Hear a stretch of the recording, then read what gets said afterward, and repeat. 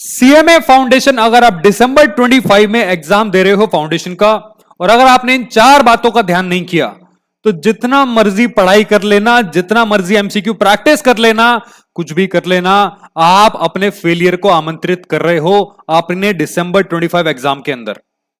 लिखित रूप में आप गारंटी कर रहे हो कि आप फाउंडेशन में फेल होने वाले हो, क्योंकि 50% स्टूडेंट्स अभी भी फेल होते हैं। तो अगर आप उस कैटेगरी में नहीं आना चाहते, तो ये 4 बातों का ध्यान जरूर रखना और इसको इंप्लीमेंट जरूर करना। और साथ ही साथ दोस्त, इसी वीडियो के अंदर 4 पॉइंट्स के अलावा मैं आपको एक फ्री टेस्ट भी देने वाला हूं, जो यूजुअली हमारे पेड बच्चों को दिया जाता है जो हमारे निर्माण बैच के अंदर एनरोल्ड है। मैं बता रहा हूं, ये 2 चैप्टर्स का एक कंबाइंड टेस्ट है। ये टेस्ट आपको कैसे मिलेगा, वीडियो एंड तक देखना, आपको पता लग जाएगा। फ्री टेस्ट है, सेल्फ एवेल्यूएटेड टेस्ट है, एमसीक्यू प्रैक्टिस करोगे, नीचे चेक कर लेना आंसर आपके सही आ रहे हैं या नहीं। राइट, तो शुरू करते हैं बिना किसी देरी के आज का ये वीडियो। आ जाओ मेरे साथ सबसे पहले पॉइंट पे। पहली बात जो आपको ध्यान रखनी है, दैट इज आपका एक्सेलरेशन ऑफ सिलेबस। अब बहुत सारे बच्चे ना बहुत धीरे धीरे क्लास देख रहे हैं, बहुत धीरे धीरे। इवन मैं देख रहा हूं पेड स्टूडेंट भी, सर मैंने आज एक लेक्चर देखा।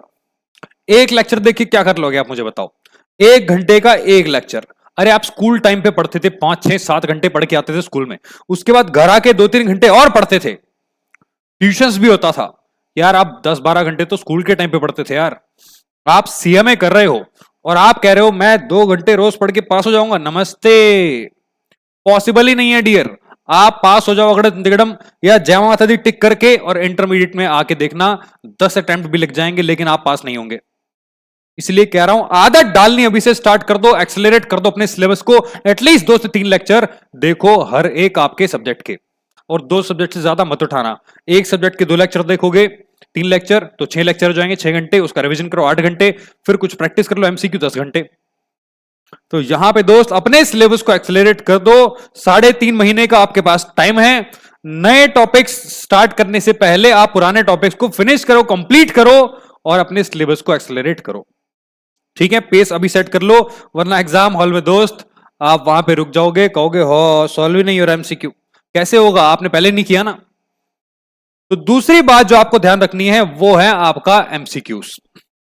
आपने सिलेबस कंप्लीट किया, कॉन्सेप्ट को क्लियर किया। कॉन्सेप्ट क्लियर करने के बाद आपको उसी कॉन्सेप्ट्स के जितने भी कॉन्सेप्ट आप कोई से भी सब्जेक्ट में पढ़ो, चाहे लॉ हो, चाहे आपका अकाउंट्स हो, चाहे मैथ्स हो, चाहे आपकी इकोनॉमिक्स हो, आपको कॉन्सेप्ट को कंप्लीट करना है और उसके एमसीक्यू प्रैक्टिस करना है। सिर्फ थ्योरी अगर आप पढ़ोगे दोस्त, आप ट्रैप में फंस जाओगे, माया जाल में फंस जाओगे। लॉ का माया जाल तो ऐसा है, बस निकलता नहीं है बच्चा वहां से।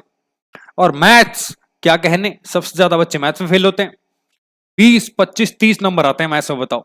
और अकाउंट्स में आते हैं आपके 50 60 70 80 90 मैथ्स में भी आते हैं, लेकिन वो मैथ्स के वो होता है ना, क्या बोलते हैं, मैथ्स के रट्टू तोता। तो अगर आप रट्टू तोता नहीं हो तो कॉन्सेप्ट क्लियर करो और एमसीक्यू प्रैक्टिस करो, as many MCQs as possible, ताकि एग्जाम के टाइम पे आपको फंसना ना पड़े।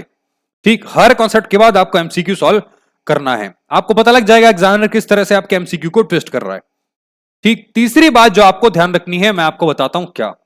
कॉमन सी बात है, ऊपर वाली 2 बातें भी कॉमन ही थी यार, लेकिन तीसरी बात, रेपिटेशन इज द की।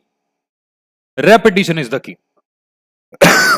आपने मार्शल आर्ट्स में या जूडो में देखा होगा, एक कॉन्सेप्ट होता है ब्लॉक एंड पंच वाला। सबसे पहले वो आपको सिखाते हैं ब्लॉक करना और फिर पंच करना, ब्लॉक करना पंच करना, ब्लॉक करना पंच करना। ये क्यों सिखाते हैं बार बार? रेपिटेशन इज द की, ताकि एकदम से रिफ्लेक्स एक्शन में आ जाए।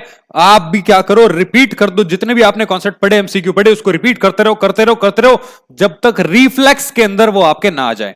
सर रिफ्लेक्स क्या होता है दोस्त? कोई भी चीज पढ़ी या देखी या सुनी, एकदम से दिमाग में उसका सॉल्यूशन आ गया, एक बिना सोचे सबकॉन्शियस माइंड ने सॉल्यूशन दे दिया, कॉन्शियसली सोचना ही ना पड़े, उसको बोलते हैं रिफ्लेक्स एक्शन। एक बार पढ़ने से कोई भी चीज रिटेन नहीं होती यार, रेपिटेशन से ही आपकी स्पीड और एक्यूरेसी बनेगी और इंटर लेवल पे ये आपके काम आएगी। राइट, तो जल्दी से आप एक काम करो, एग्जाम हॉल में जल्दी से रिकॉल करने के लिए आप क्या करो, सबसे पहले अपना सिलेबस कंप्लीट करो, कॉन्सेप्ट क्लियर करते टाइम आप उसके एमसीक्यू प्रैक्टिस करो, फिर उसको रिपीट करो। Recycle repeat, recycle repeat, reference repeat. मैं बता रहा हूं वो एनर्जी पैदा होगी कि एग्जाम में आपको दोस्त 80-90 स्कोर करने से कोई नहीं रोक पाएगा। Yes, it is possible in CMA foundation examinations. आखिरी बात जो आपको ध्यान रखनी है, solve unlimited MCQs. Unlimited MCQs का मतलब क्या होता है? अगर आपने सिलेबस कंप्लीट कर लिया, आपने अपना मॉड्यूल कंप्लीट कर लिया, उठाओ एमसीक्यू का बैंक, उठाओ मॉडल क्वेश्चन पेपर, उठाओ प्रीवियस ईयर के पेपर्स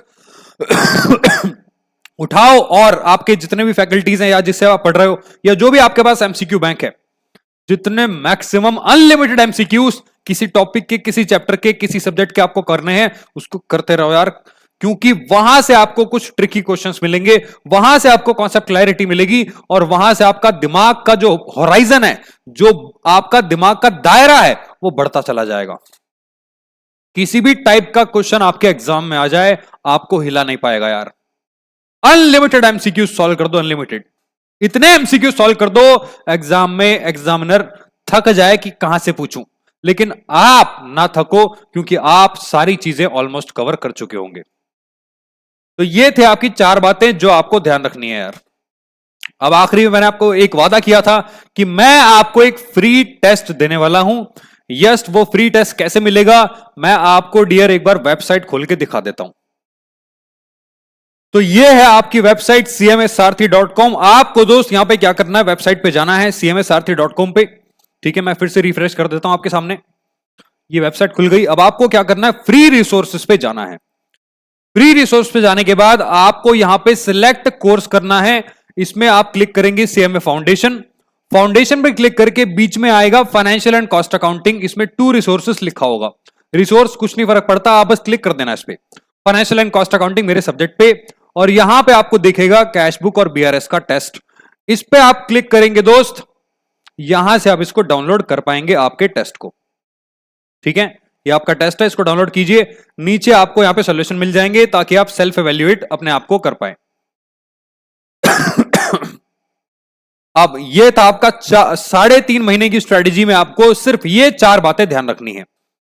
तो एक काम करते हैं डियर, मिलता हूं मैं आपसे अगले वीडियो में। तब तक के लिए take care and bye bye, और हौसला रखो, सीएमए सारथी आपके साथ है।